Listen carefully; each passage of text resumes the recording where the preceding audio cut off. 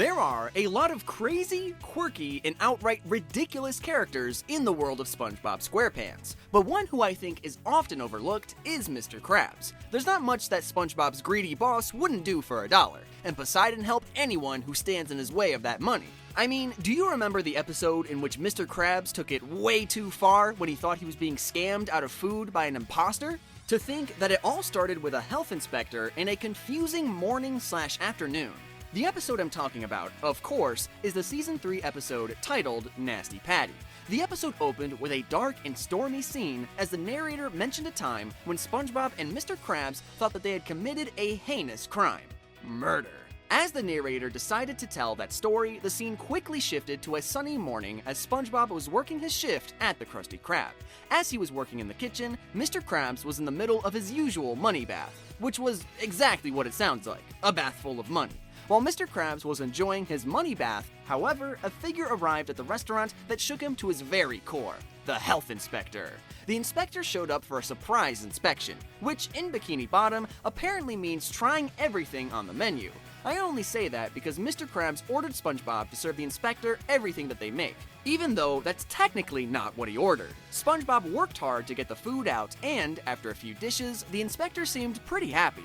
All he wanted next was to try the dish that the Krusty Krab was known for: a simple yet tasty Krabby Patty. As SpongeBob prepared to make his patty though, Mr. Krabs caught a news story that really ticked him off. According to the TV report, there was an imposter roaming around Bikini Bottom who was pretending to be a health inspector so that they could get free food.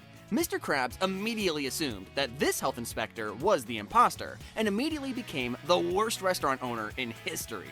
After learning that someone might have tricked him into giving away free food, Mr. Krabs convinced SpongeBob to help him create what they dubbed the Nasty Patty.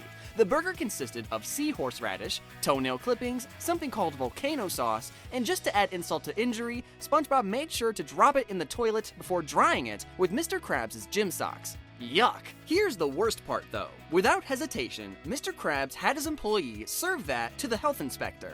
Now, the episode continued by showing that before the inspector could swallow his first bite of the patty, a fly went right into his mouth and caused him to choke.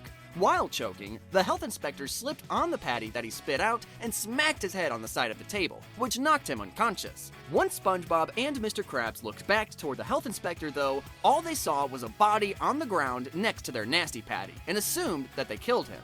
That's right, at that moment, SpongeBob and his boss became murderers. At least that's what they thought. To make things even worse, they also learned that the imposter was arrested earlier that day, and therefore, the inspector that they thought they killed wasn't trying to con them out of free food. But with murder on their mind, there was only one question they could ask next: what do we do now? Well, it looks like this might have been some familiar territory for Mr. Krabs, because without hesitating, he knew that they had to get rid of the evidence. The episode showed SpongeBob and Mr. Krabs both blaming each other for the apparent death of the health inspector, but in the end, Mr. Krabs determined that they needed to work together. According to him, the only way that they wouldn't get in trouble was if they took the body out and buried it where nobody would ever think to look. At this point in the show, it was getting dark out, and Mr. Krabs convinced SpongeBob to help him drag the health inspector's body out to the top of a hill. They quickly dug a hole, stuck the inspector in it upright, and then buried him with the hopes of never thinking about it again. That's heavy for a show like SpongeBob, isn't it? Now, by this point, the audience was aware that the health inspector was alive, because he almost woke up, but SpongeBob accidentally hit him with a rock on his head and knocked him out again. Still, Mr. Krabs was entirely convinced that he and his employee just murdered a health inspector, and it seemed like he would have taken that secret to his grave. But do you know what shakes a person up the most after they just committed a crime?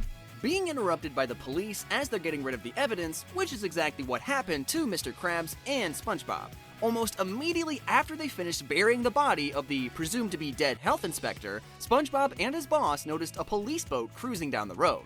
The police stopped and began talking to Mr. Krabs and SpongeBob, who were clearly nervous about something. But after learning who they were and claiming they were hungry, the police fish offered to give the pair a ride back to the restaurant. Right at that moment though, it began pouring rain. Now, this wouldn't be a problem normally, but because they had just buried a body, the rain was Mr. Krabs' worst enemy. The rain started to cause the dirt that was covering the health inspector to turn to mud and slide away, revealing the body for all to see. As the mud continued to slide away, SpongeBob and Mr. Krabs were horrified to see that the dead body was sliding down the hill. Mr. Krabs did his best to distract the police as SpongeBob made the risky decision to hide the body in the trunk of the police boat, along with the shovel. After that, the pair got into the car and Mr. Krabs began figuring out their next move. On their way back to the restaurant, Mr. Krabs told SpongeBob to bring the body through the back door and place it in the freezer, but at first, he used the word shovel as code, instead of saying body. SpongeBob didn't get the memo and actually brought up the dead body, to which Mr. Krabs quickly cut him off and made it seem like they were talking about soda. The police were suspicious at this point, but they couldn't quite figure out what they should be suspicious of, let alone the fact that Mr. Krabs had a hidden body in their trunk. The episode continued back at the restaurant, with Mr. Krabs and the police inside and SpongeBob trying to sneak the body through the back door. The problem was, the back door was locked, and he would have to figure out a new plan. SpongeBob decided to try something risky and walk the body through the restaurant right in front of the police officers. He stuffed the health inspector into his hat and then, in a very unbalanced fashion, began walking through the Krusty Krab. The cops continued to grow suspicious, but it wasn't until they got a call about two people hiding a body that Mr. Krabs really started to freak out. The officers were about to leave the restaurant when one of them stopped and asked for a soda for the road. Mr. Krabs got them a soda, but when there was no ice in it, the officer decided to go into the freezer and get some. But remember, that was where the health inspector's body was supposed to be hidden. How could Mr. Krabs possibly stop the police from finding out what they had done? Well, he probably realized he couldn't, which eventually led to a guilt-ridden confession that the officers passed off as just a joke. As the police were making their way over to the freezer, Mr. Krabs jumped in the way and tried to make an excuse for why they didn't have any ice, but he couldn't think of one. When the officer shoved Mr. Krabs out of the way, he and SpongeBob knew that their goose was cooked, and immediately fessed up to what they had done. They confessed by saying they committed murder and then told the officers that the body was hidden in the freezer. The police took them seriously at first and went to check the freezer, but when it was empty, they immediately started to laugh it off as some strange joke. In fact, one of the police fish even joked that the dead health inspector must have become a zombie and walked out of the freezer since he wasn't there when they opened it. Oddly enough, as soon as they made that joke, the health inspector walked into the room covered in mud and acting deliriously. The police immediately believed their joke and thought that the inspector was a zombie. They began attacking the inspector, planning to kill him again, only to realize that he wasn't a zombie after all. They stopped attacking the inspector and let him speak for a minute. Now, if he was in the right mind, he would have told the police what happened at the restaurant, and maybe even that he was almost buried alive.